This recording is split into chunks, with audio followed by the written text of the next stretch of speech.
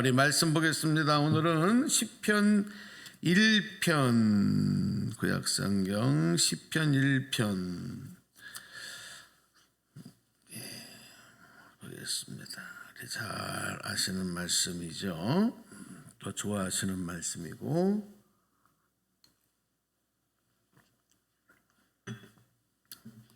1절에서 6절까지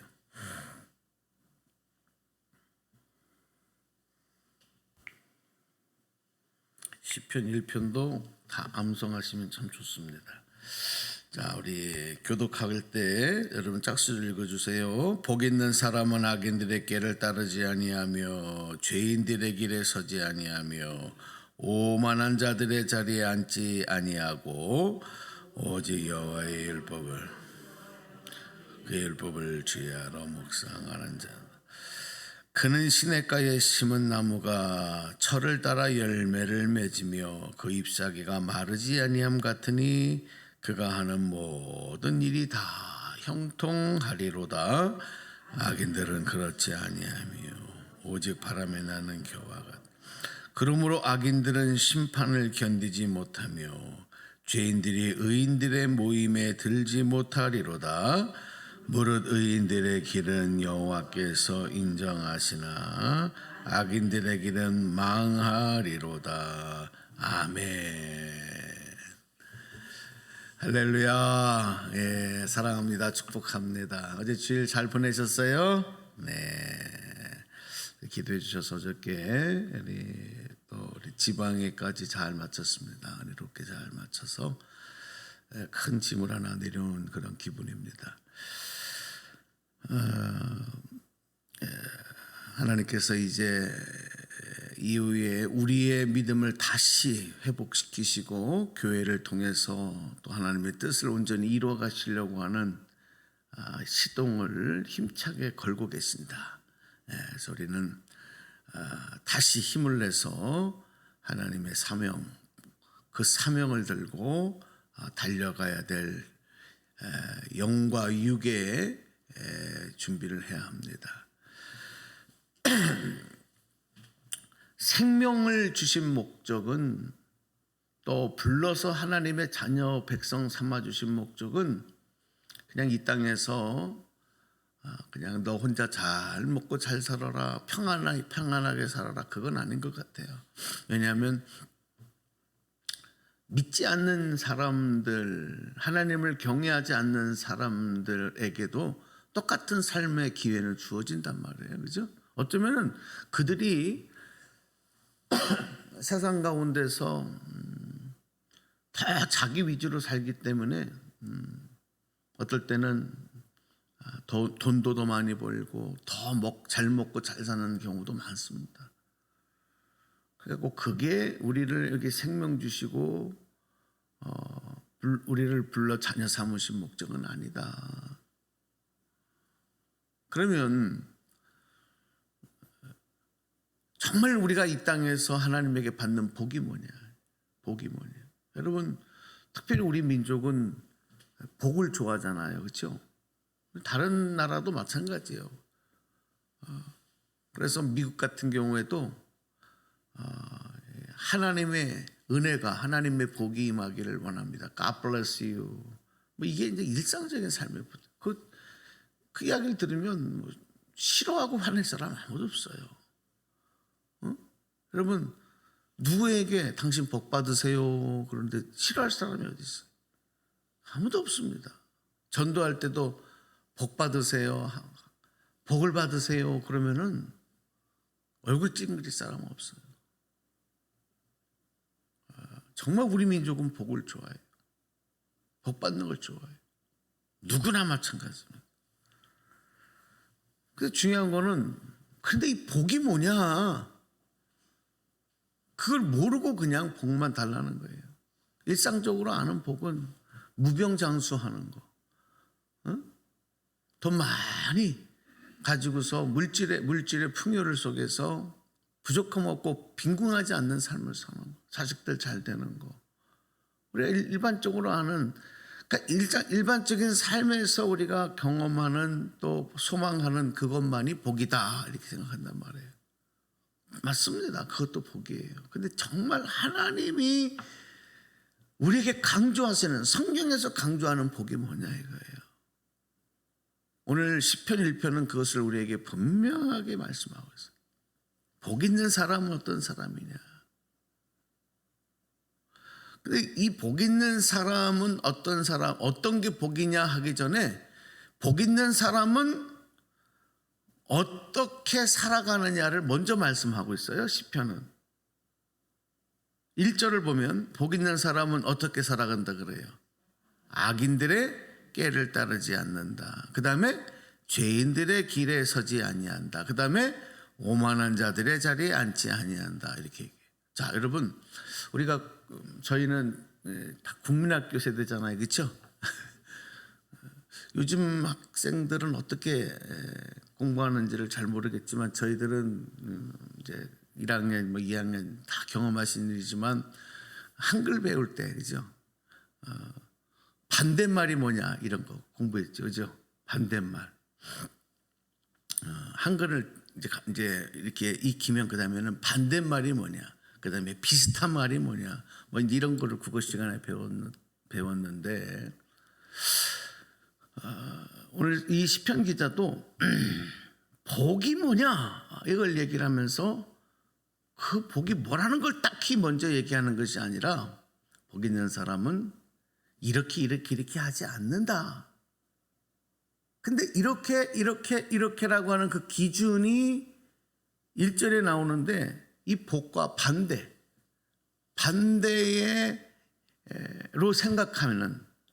생각하면 되는 그것을 이야기를 하는 거예요. 그게 뭐예요? 첫 번째, 악인들의 꾀를 따르는데 악인이 되면 안 된다는 거예요. 그게 복이라는 거예요. 두 번째 뭐예요? 죄인들의 길에서 죄인이 되지 않는 게 복이다. 그럼 우리 복 받았어 아니에요? 여러분 악인입니까? 악해가지고 그냥 세상 나가면 악녀야 막 이런 악인이 안 된 걸 감사하시기 바랍니다. 악인이 아니에요. 저도 생각을 해보니까 이 정말 악한 마음을 제가 하나님께서 악한 마음을 주시지 않고 선한 마음을 갖고 산다는 게 다른 사람의 해코지를 잘 못하고 내가 그냥 피해를 받고 내가 억울한 일 받는 게 더 나은 거예요. 다른 사람이 그걸 하려면 너무 마음이 힘들어요. 그러다 보니까 악인은 아니구나. 감사하고 이 복이구나. 할렐루야. 죄인 되었었지만 예수님의 은혜로 우리가 죄사함을 받고, 죄인의 반대말은 뭐예요? 죄인의 반대말이 뭐예요? 대답을 그냥 말씀을 국어 시간 아니다 이거죠. 다시, 죄인의 반대말이 뭐예요? 의인이잖아요. 의인 맞습니까? 죄인의 반대말이 의인인데 죄인들의 길에 서지 않는다. 예수님께서 우리를 구원하심으로 인해서 죄인된 우리가 하나님께서 의롭다 인정하시는, 우리가 의로운 사람이기 때문에 의인이 아니라 하나님께서 예수님이 우리의 죄를 사해 주셨기 때문에 의롭다 인정해 주셨어요. 하나님 그렇게 인정해 주시면 그렇게 되는 거예요. 아멘입니까? 그러니까 우리가 의인이란 말이에요. 그러니까 죄인이 아니야. 여러분 복을 받은 거예요, 안 받은 거예요? 복 받은 줄 알아야 돼요. 우리가 성경대로 하면 복 받았어요. 내가 지금 이 모양 이 꼴인데 나 지금 이렇게 골치 아프고 지금 이것도 문제 저것도 문제. 근데 복 있는 사람이란 말이에요. 또 오만한 자들의 자리에 앉지 않고 외만하고 교만이 충만해. 여러분, 내가 만약에 내 안에서 교만과 오만이 가득 차다면 하나님 앞에 빨리 그를 꺾어버리고 겸손의 자리로 오시기를 바랍니다. 그 내 마음속에 하나님 앞에 오만 방자하지 아니하고 주여 주의 말씀을 듣겠습니다, 주님 뜻에 순종하겠습니다 하는 이 겸손의 영을 주셨다면 복받은 증거인 줄로 믿습니다. 자, 여러분 자 보세요. 이 세 가지 말씀에만 입각해 볼 때 나는 복인이에요, 악인이에요? 할렐루야. 복 받은 사람이에요. 이 기준을 정해 주신 거예요.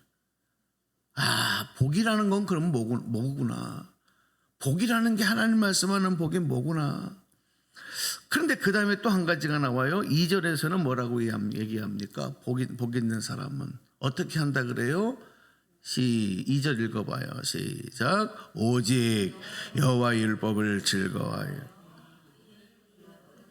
주야로 묵상하는도다. 여러분 어때요? 복 있는 사람이 아니에요?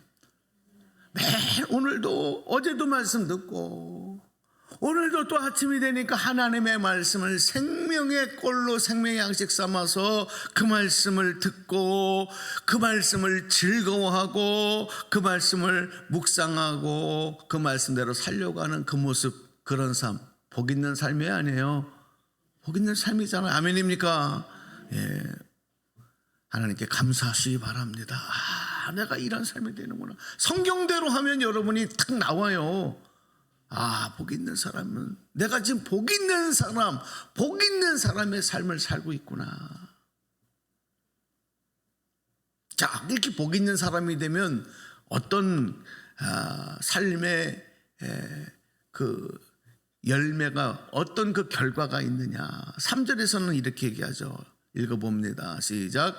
그는 시냇가에 심은 나무가 철을 따라 열매를 맺으며 잎사귀가 마르지 아니함 같으니 그가 하는 모든 일이 다 형통하리로다. 아멘. 할렐루야. 복 있는 사람은 시냇가에 심은 나무처럼 그렇게 된다는 거예요. 시냇가에 심은 나무가 시냇가에만 심겨지면 그 뿌리가 쫙 내리면서 마르지 않아요. 마르지 않아. 왜? 시냇가의 물이 항상 있기 때문에. 우리는 날마다 샘물이 되시는, 영원히 목마르지 않는 샘물이 되시는 예수님에게 뿌리 내린 복된 삶이고 복된 생명이고, 그리고 복된 그 하나님의 약속의 삶을 살아가는 자들. 그러니까 그 뿌리만 내려놓으면 내가 뭘 이렇게 머리를 쓰고 막 이렇게 막 바둥바둥 경쟁을 하고 난리를 쳐야 뭐가 되는 게 아니라 그 뿌리가 깊이 내려 있고 항상 주님 안에 거하고 있으면 철을 따라 뭘 맺어요? 열매를. 근데 세상 사람들은 내가 막 뭐를 해야 열매를 맺는다고 생각하고. 정말 그래요?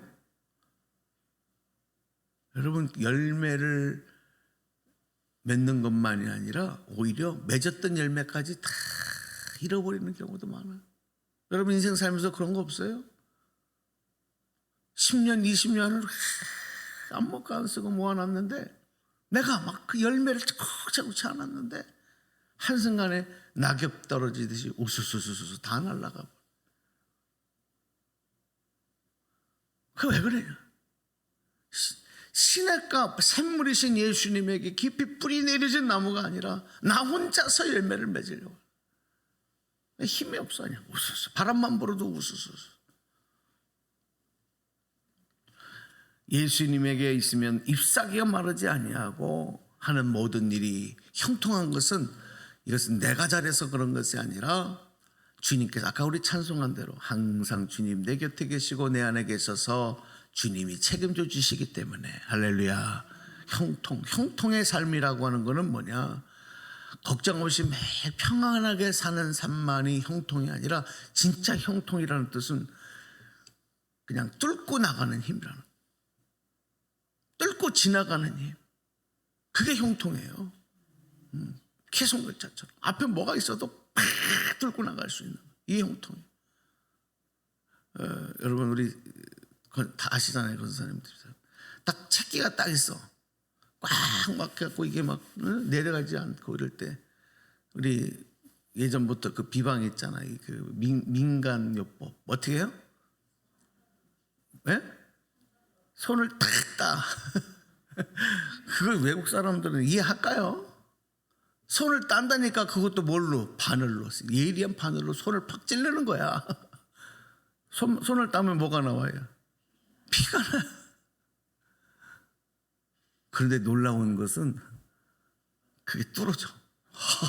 꽉 하고 트림 나고 공기가 통하고 뚫어나가는 거예요. 여러분, 형통이에요. 악인의 삶은 어떠냐? 그 반대야. 악인의 삶.